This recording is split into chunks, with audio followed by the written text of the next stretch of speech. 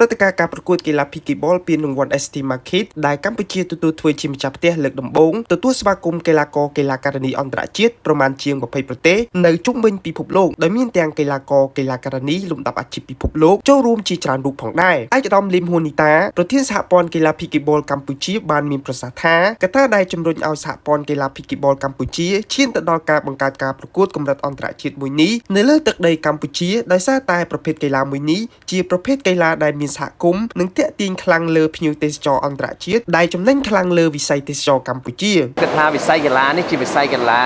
មួយដែលទាក់ទាញទេសចរខ្លាំងដែរហើយក៏ជាកីឡាមួយនៅក្នុងប្រទេសយើងដែលកសាងសហគមន៍បានល្អជាពិសេសអត់ប្រកាន់ពីអាយុឬមួយភេទបាទជាក់ស្ដែងនេះក៏មាន